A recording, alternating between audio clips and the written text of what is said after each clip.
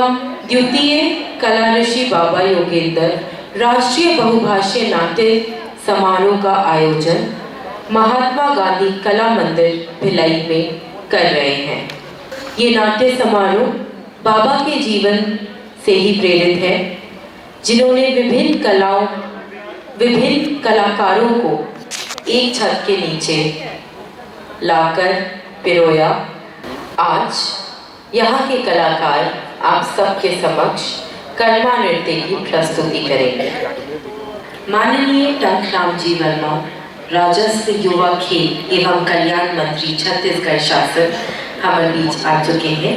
एक बार जोरदार तालियां हमारे मुख्य अतिथि के लिए।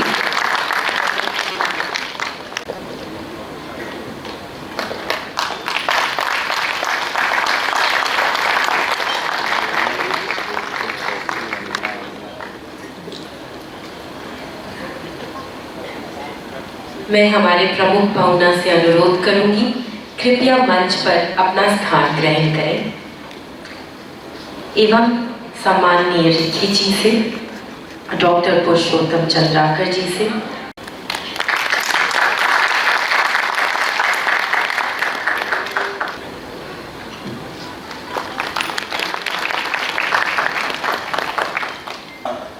केवल प्रदेश और देश में नहीं बल्कि हमारे छत्तीसगढ़ के व्यंजन की पहचान तो अंतर्राष्ट्रीय स्तर पर होने लगी है और अंतर्राष्ट्रीय स्तर पर पहुंचाने में हमारे कलाकारों का और कइयों का बहुत बड़ा योगदान है।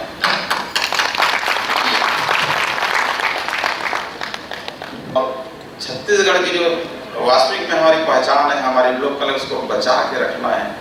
आजकल हमारे छत्तीसगढ़ की जो गीत है उसको जरा अब भ्रंश कर दिए हैं, विभत्स कर दिए हैं। ये चिंतनीय विषय है।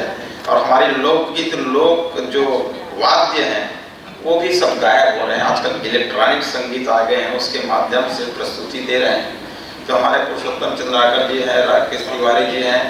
आप सबके समक्ष प्रस्तुत है कर्मा नृत्य, जिसे सात्विका कला केंद्र नई दिल्ली के कलाकारों ने आप सबके समक्ष प्रस्तुत करने जा रहे हैं।